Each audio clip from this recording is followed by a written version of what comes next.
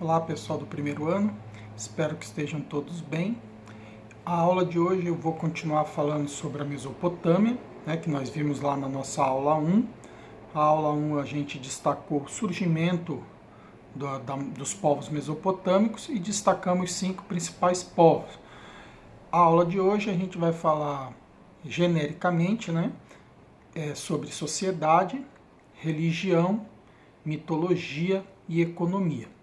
Então, como não é um assunto para nós do Ocidente, do Brasil, tão importante, a gente não vai estudar cada povo separadamente. Então, a gente estuda tudo como se fosse um povo só, um povo mesopotâmico que nós já falamos que não existe.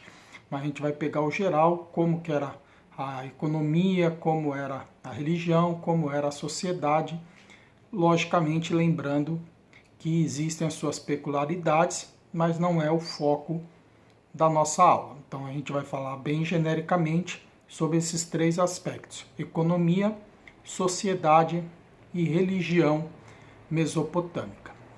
Então, primeiro item, a economia, como os mesopotâmicos conseguiam suas coisas, como eles conseguiam produzir e trocar entre si.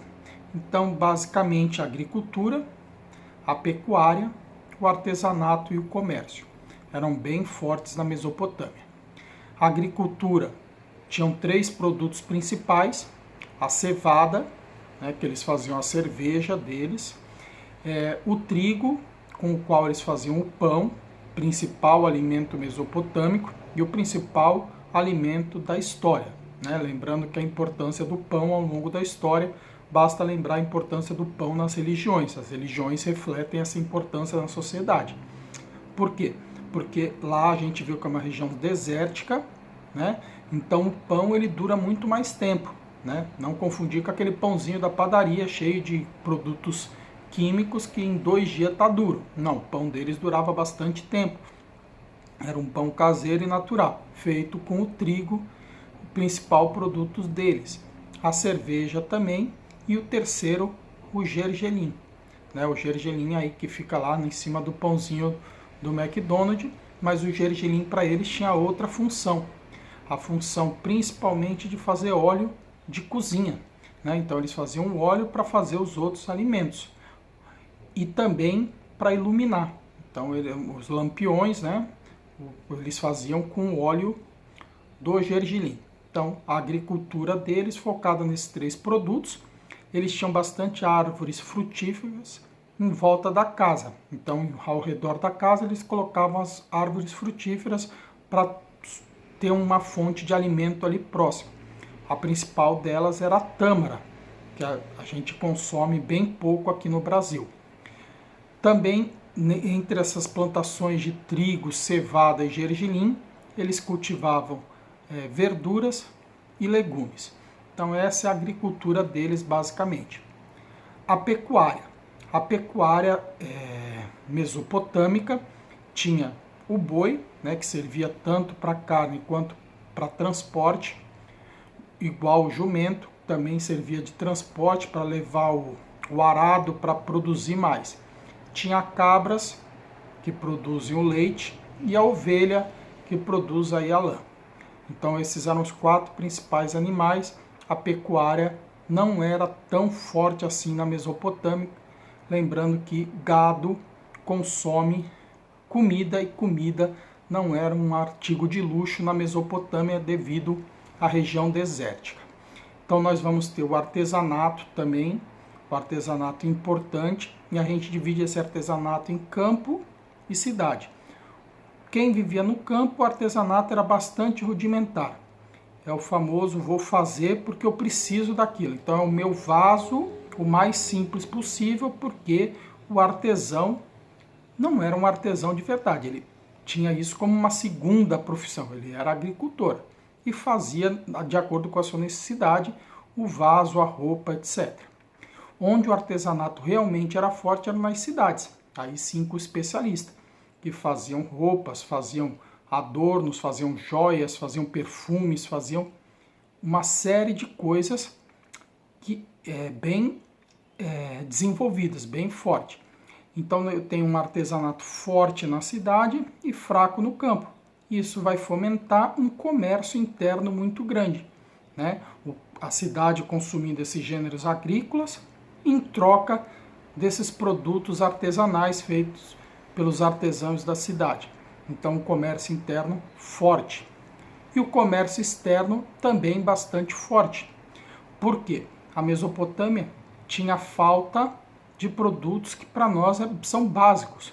O que faltava para eles? Eles não tinham madeira, né? A madeira era escassa, lógico, uma região desértica, como nós vimos, então eles precisavam muito de madeira, precisavam de pedra e precisavam de metais, que não tinham, a região era muito pobre nesses 3 itens.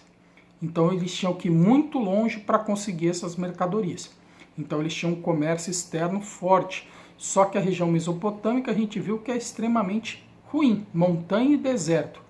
Então essas caravanas eram extremamente perigosas para realizar o comércio. Então só os ricos podiam bancar essas expedições. Então elas eram feitas principalmente pelo rei e pelos sacerdotes, pelos religiosos. E alguns comerciantes ricos também. E esse comércio externo, essa ida a outras regiões para buscar mercadorias, vai contribuir na cultura mesopotâmica, porque não vou lá simplesmente pegar madeira, eu também aprendo a cultura desse outro povo que eu estou indo lá fazer comércio. Então, basicamente, essa era a economia mesopotâmica, baseada na agricultura, pecuária, artesanato e comércio.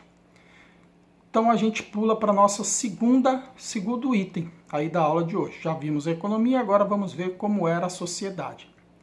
A sociedade mesopotâmica era, como todas as sociedades antigas, hierarquizada. Então eu tenho hierarquias. Quanto mais no alto da pirâmide social eu estou, mais direitos eu tenho. Quanto mais abaixo, mais deveres eu tenho.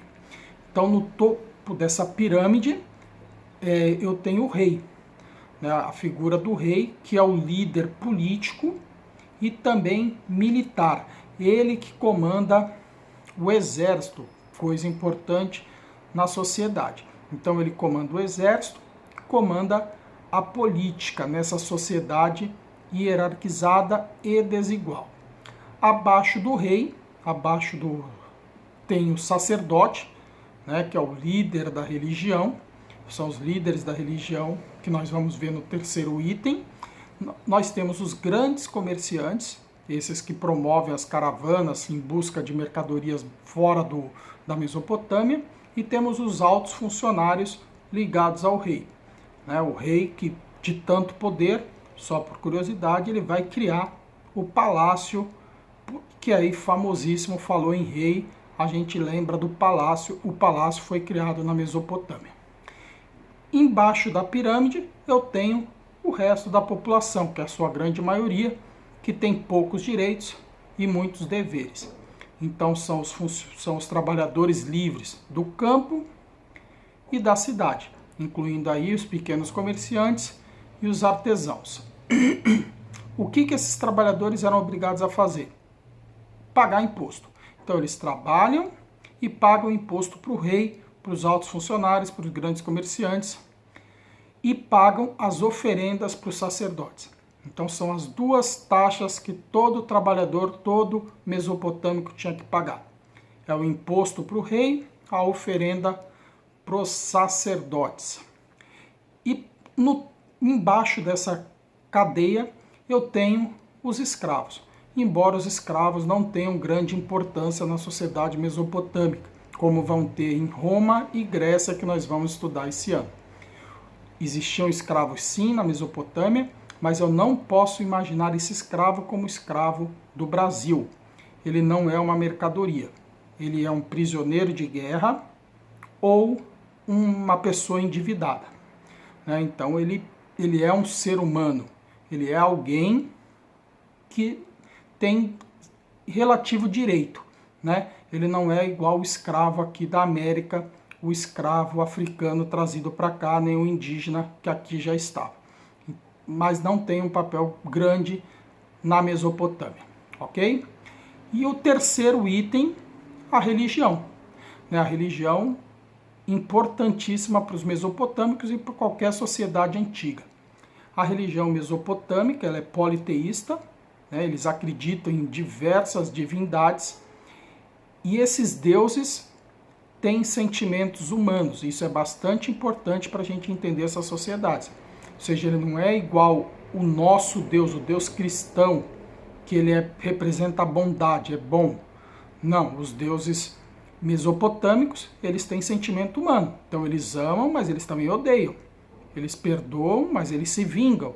E isso é importante para a gente entender como os mesopotâmicos pagavam oferendas, né? Porque eles têm medo do Deus dele. Se eu não deixar meu Deus feliz, o castigo virá. Cada cidade mesopotâmica tinha seu Deus protetor. E isso vai fazer com que não exista um Deus supremo, né? Igual nós temos em outras sociedades. Então lá não. Cada cidade tem o seu Deus protetor, seu Deus principal, e quando essa cidade está dominando a Mesopotâmia, esse Deus passa a ser o principal da Mesopotâmia. Assim que essa cidade perde importância, é substituída por outra cidade, outro Deus protetor, né? E esse conjunto de crenças mesopotâmicas vão dar origem à mitologia mesopotâmica. A mitologia serve para poder responder todas as questões que aquelas pessoas não conseguiam responder. Então, por que caiu um raio? Não sei, é um Deus. Por que pegou fogo? Não sei, é um Deus. Então, a mitologia serve para isso, né? Para poder responder às indagações humanas. A principal mitologia deles, para a nossa matéria, é o do surgimento do ser humano, né? Como eles explicam o surgimento do ser humano? Os deuses precisavam de alguma coisa para realizar o trabalho para eles. E aí eles criaram os seres humanos para trabalhar para os deuses. Isso é uma jogada fenomenal, né? Porque quem são os representantes dos deuses na Terra? Os sacerdotes e o rei. Quem são os humanos? Todos que não são sacerdote e rei, que têm que trabalhar para o sacerdote e para o rei, pagando imposto e oferendas. Então assim era a sociedade, a mitologia, a religião mesopotâmica. Assim a gente acaba a nossa aula de Mesopotâmia e a próxima aula será sobre o Egito Antigo, aí um pouco mais famoso que os povos mesopotâmicos. Então qualquer dúvida sobre essa aula, vocês podem mandar uma mensagem que eu irei responder.